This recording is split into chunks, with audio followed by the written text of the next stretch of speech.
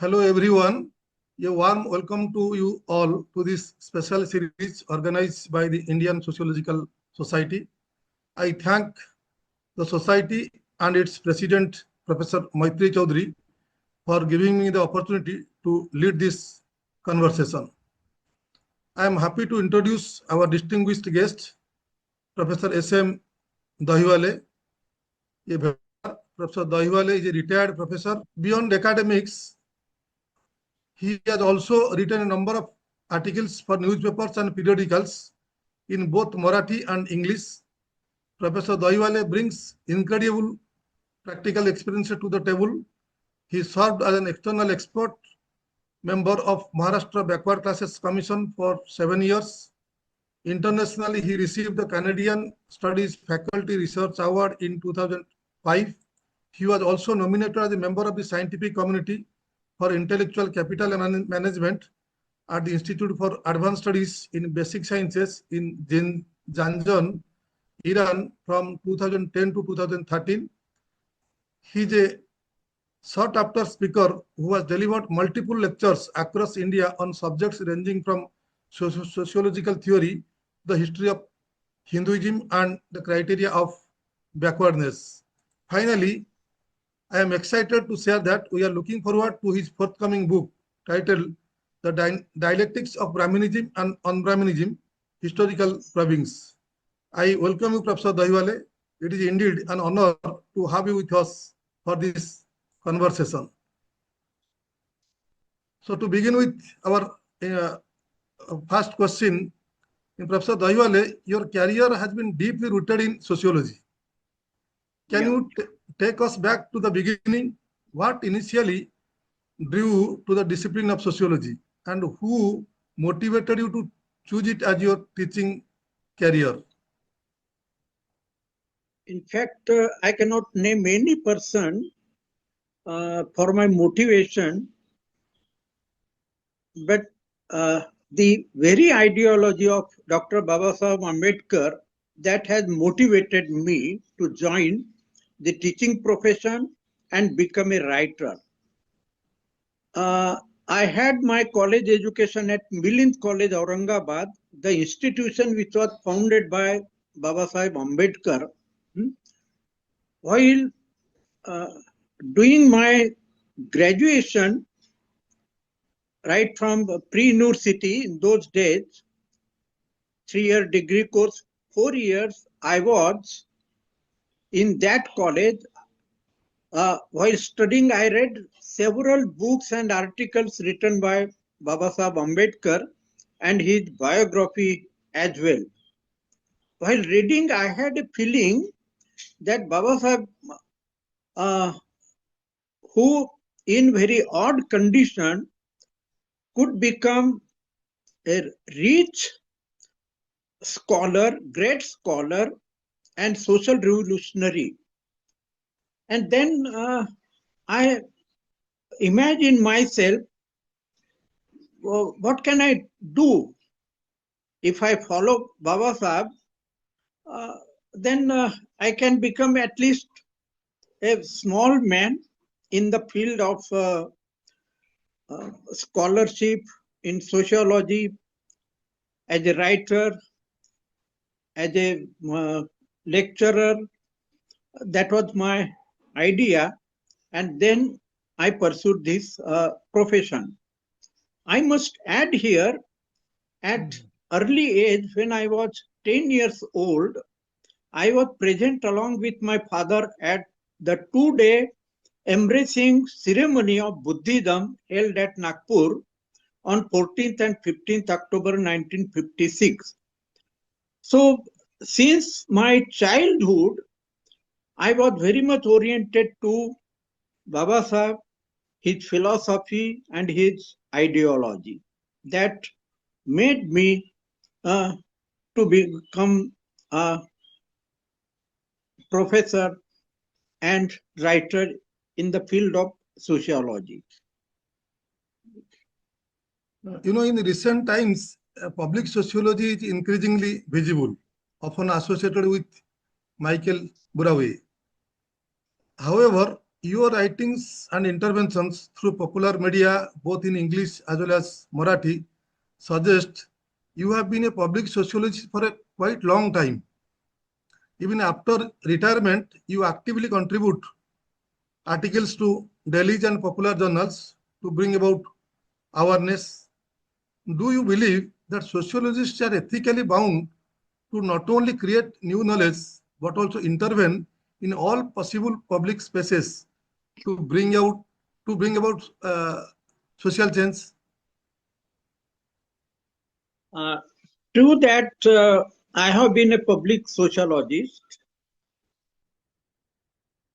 right from the beginning, since my uh, career in the field of sociology as a lecturer and now as a professor.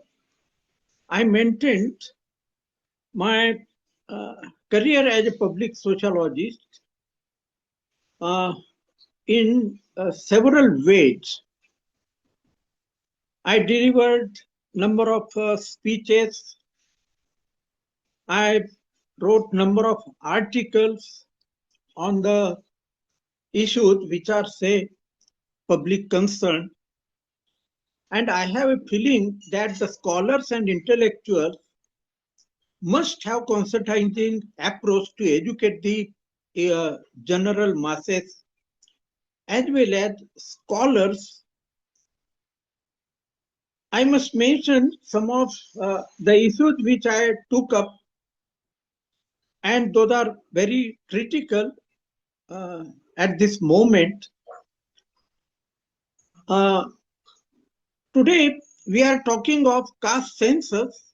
In fact, on this issue, I wrote an article in Times of India in 1996. In our caste system, all resources we know that which are distributed along the caste lines. In post-independent India, we have adopted some corrective measures, and over the years, the time has come to study that which group and religious as well as tribal groups benefited. And for a long time that we have a gap of bringing out certain studies in this respect. Another issue I would mention that is about dominant caste. In these days, as it is in Maharashtra, Marathas are asking for reservation. In other states also, in Andhra, in Haryana, in Punjab, for example, Jat reservation issue. When I was a backward classes commission member, we had seen that the people asking, particularly who were from Maratha communities, very much demanding the reservation, and still that issue is very much live today in Maharashtra. And large scale mobilization who are asking for the reservation. In our time, we convinced the delegate that your community is advanced economically, educationally, and socially. There is no history of stigma in recent years, and those people were convinced. But then the issue has been made political. Third thing, I must mention that in these days, there are people, particularly who are from upper caste, that they have a program of hate campaign against Muslims, and by and large, caste Hindus have developed that kind of hate against Muslim. I wrote few articles on Muslim hate campaign in Marathi, and all those articles combined in the form of book. It has been published. Yes, yes. In fact, the issue is that when the Muslims are targeted as belonging to other religion, as well as the perception is that they are from Islamic countries. The fact is that those who have developed the othering of Muslims, if I mention Brahmins, they have a history of migration from Siberia, Eastern European country, and for a long time, people have forgotten that their history of migration. In fact, the issue has become that they themselves had become, say, inhabitants of this land and making others outsiders. The issue is made so live in other form of religion. The word Hindu, Hindutva has been made a currency. I have studied this aspect right from ancient India, and the literature do not show that there is some history about Hindu or Hindutva. In fact, Hinduism has no scriptural basis. Even without that, how people call themselves as Hindu, and then the notion of Hindutva is developed in order to separate the people from other religion. The reality is that it is not Hinduism, but it is Brahmanism, and Brahmanism, what we can define that it is a religion of Brahmins, for the Brahmins, and by the Brahmins. But here is a communal tone, and that's why the larger connotation of Hindutva, where the people can be put together. So this is the issue, and much of I have brought out certain things in this respect in my forthcoming book, The Dialectics of Brahmanism and Un-Brahmanism, Historical Probing. Okay, sir. Okay. As we know, much of your work focuses on scheduled caste and marginal communities. And based on your contemporary research, especially your recent book on emerging entrepreneurship among scheduled caste of contemporary India, what do you see as the most significant challenges facing these groups and how to achieve genuine economic and social empowerment for them?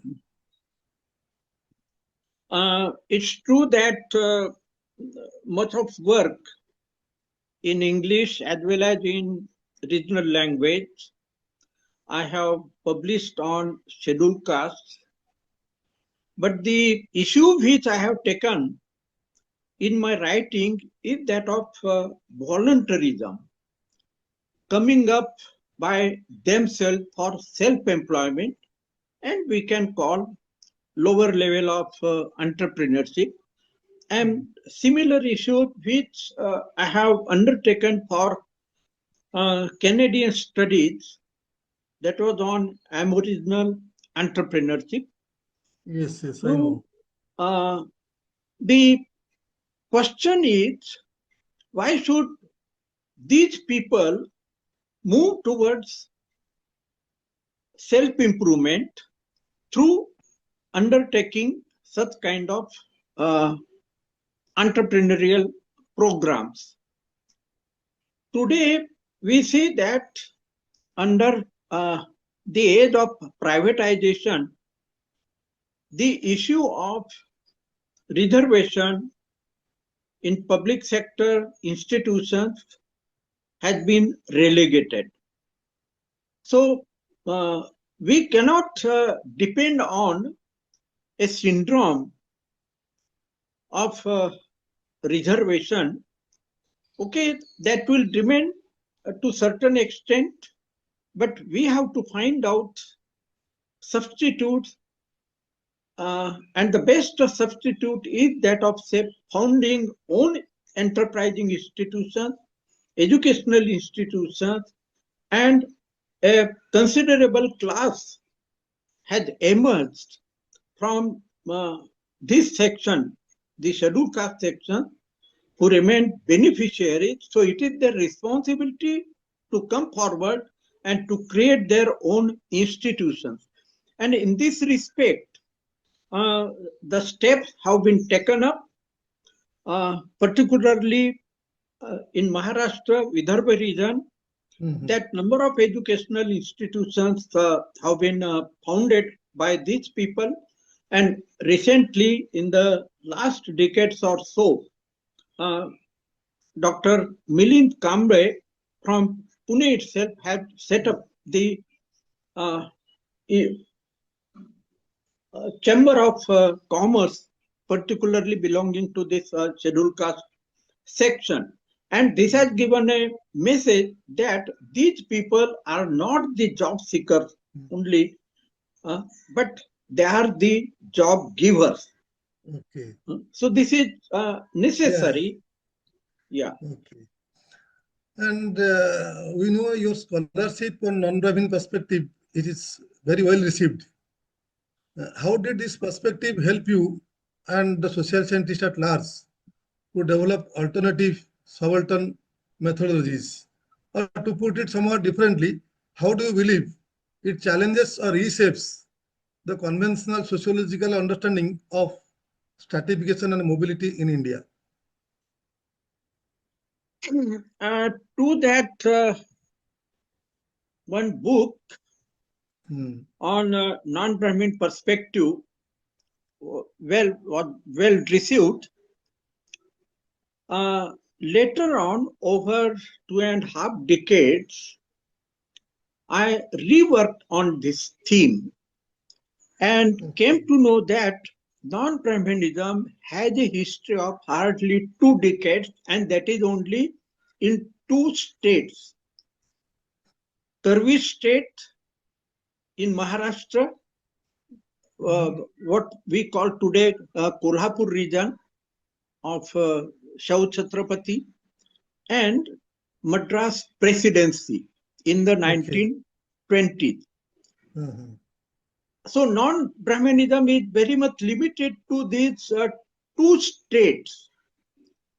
But when I find the history, since ancient times, I realized that the number of movements which took place in India, whether those, say, initiated by some saints like Kabir, Saint Tukaram in Maharashtra, and social reform movements in Bengal, in Maharashtra, in Tamil Nadu also. I see in that UP also, in UP also there was something. Yeah, in UP. So I see that the element of caste is set aside, and they have covered the larger sections of society, and they made Hinduism or Brahmanism as an attack of their, say, movement.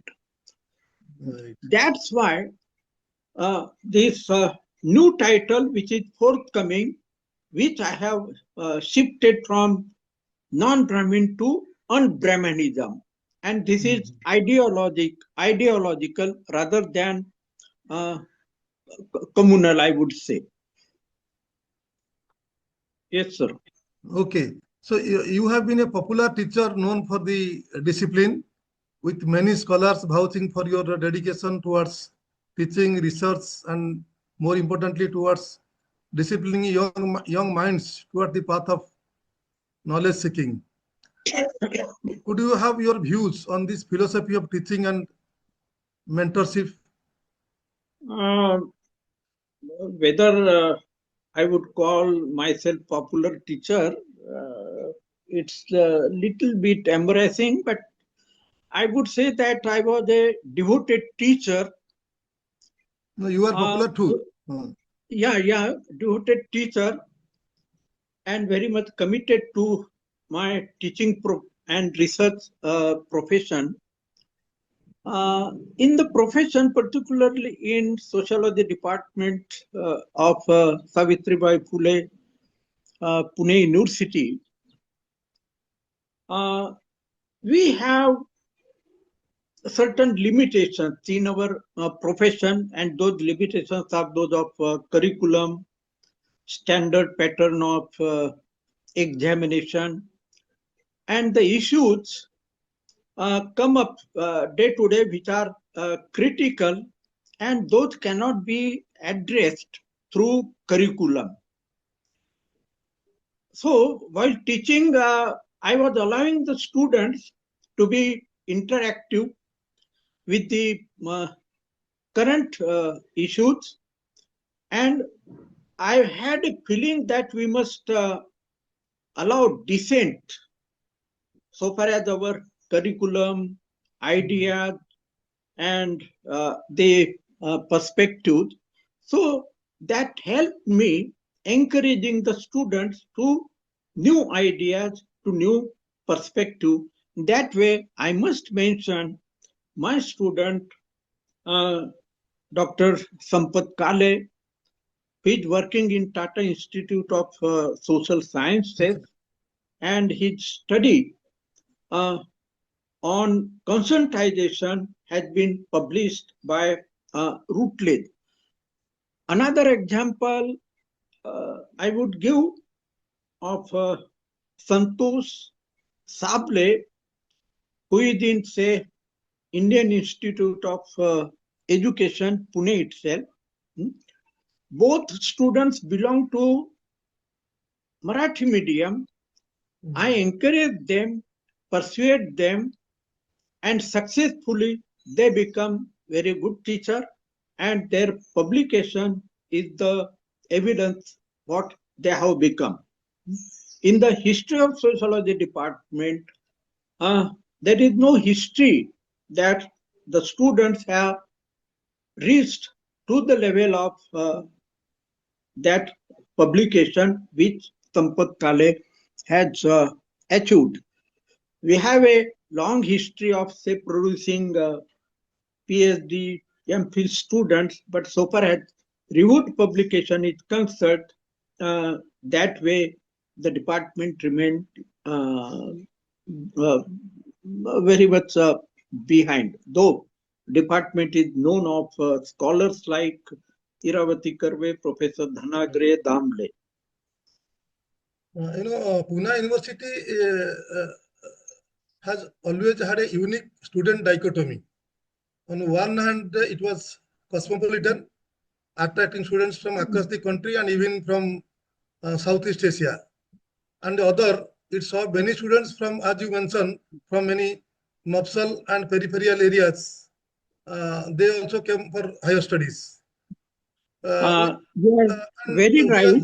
who are not well versed in English. So did this Right. dichotomy influence your worldviews and scholarship? Sir, I agree. You are very right.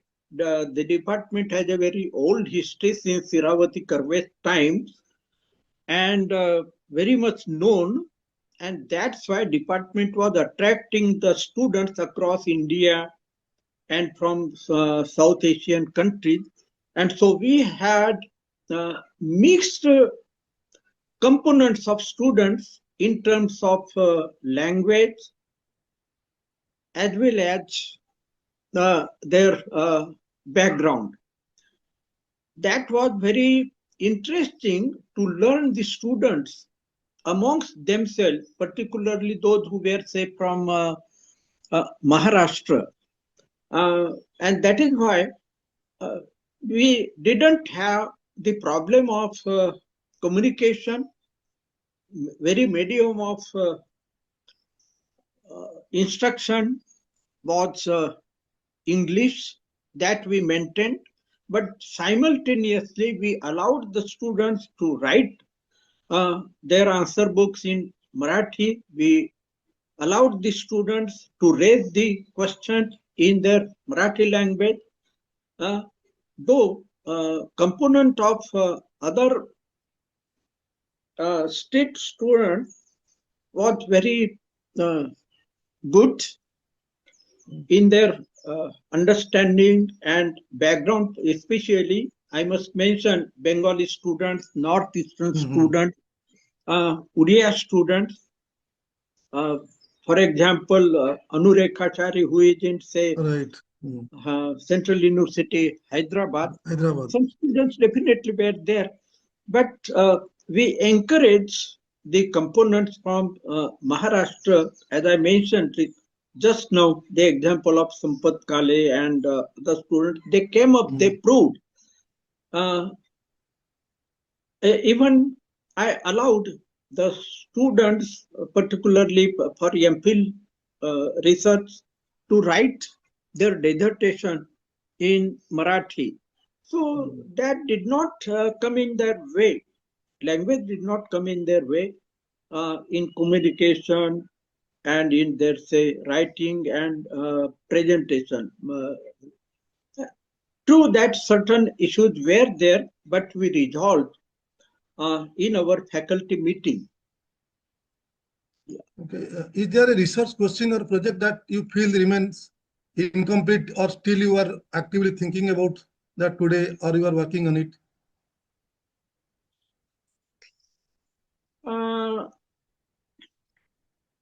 In my time, we allowed dissertations and we had made compulsory for the students. Though that was a laborious task for both students and teachers, but we prepared ourselves and we had that cooperation, but that thing has become a past. The preparation of dissertation by students is no longer today. It gives a good training how to prepare bibliography, how to conduct research, how to prepare, say, research paper. So they are oriented towards research writing. So at present, that thing is missing. It may be for the reason of sort of faculty.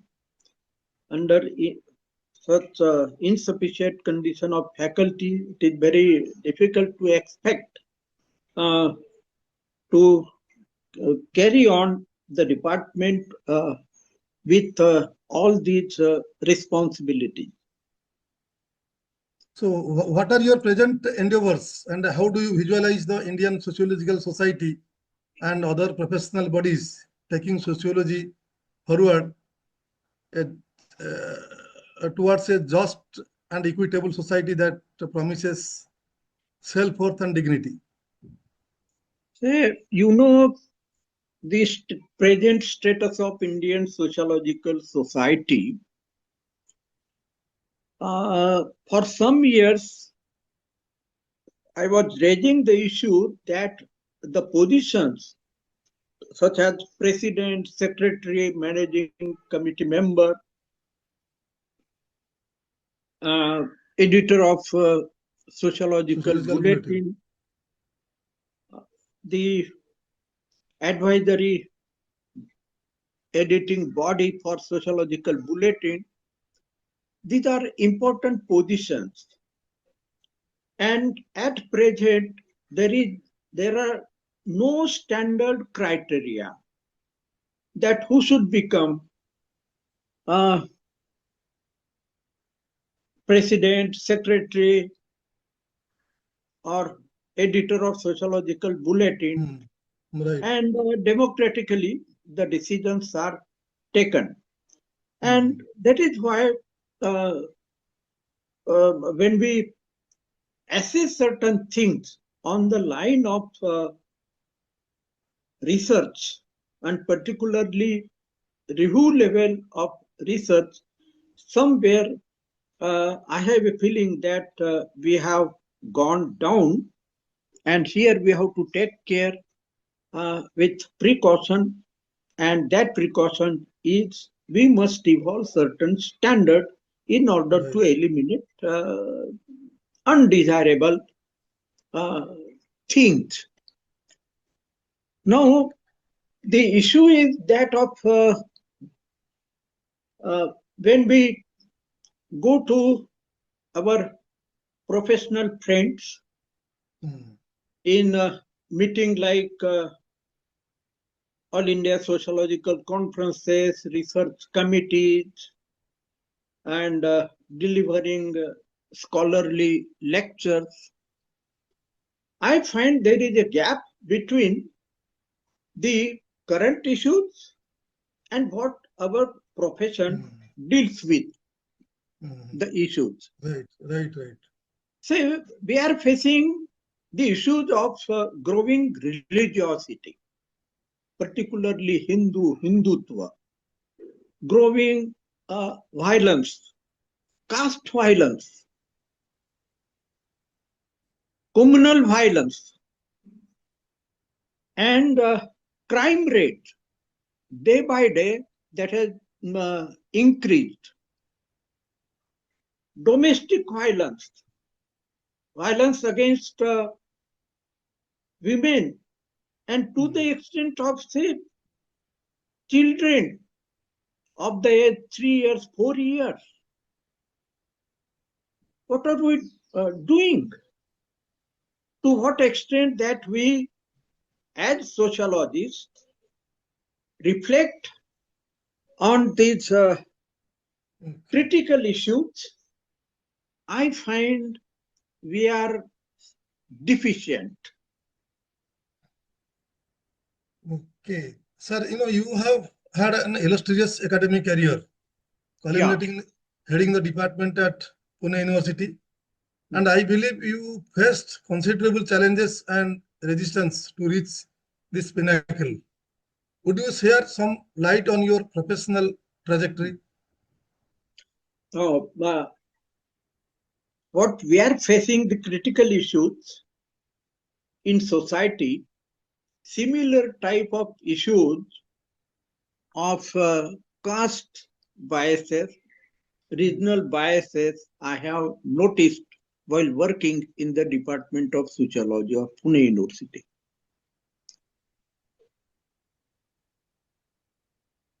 I observed that higher the education, the greater the notion of biases. And it is very much deeply rooted, I would say, in our profession, and that's why my charge is that our profession of sociology does not react to the current issues in present India. They go away. And the fault lies in our former sociologists who are no longer today, who opposed caste census. Professor M.N. Srinivas, look at his sociology. I describe his sociology as Hindu sociology. Many scholars, they are very much embraced with that. In selection committee, we experienced in selecting the topic for their research, in giving topics to the students. In present day, we find that we produce students of PhD in large number. If you look at their topics, many of the topics you will see that impossible to become the topics of research. Technically, we make them qualified for a teaching profession or elsewhere, but they are unable to accept the challenges of enlightening the masses. The very word which I use, conscientization, the role of conscientization, which we have to play. It is the responsibility of highly educated people, social scientists. So this role of social scientist is missing. This is my charge against our profession. And the need is that to have debates. We are running from debates. How UGC is running, say, in the name of our new education policy. We are becoming slave jobs. So I have the last question. Yeah. I have the last final question. What advice would you offer to young sociology students or researchers today who are trying to study social inequality, social movements, and change in Indian society? Sir, I do not find problems in young sociology students, particularly those who are in the field of research. I find the real problem in those who guide them, senior sociologists, to what extent they are competent, capable. First, they have to be capable. To what extent that they are knowledgeable with the current phenomena. The methodology, empirical methodology, okay, we follow.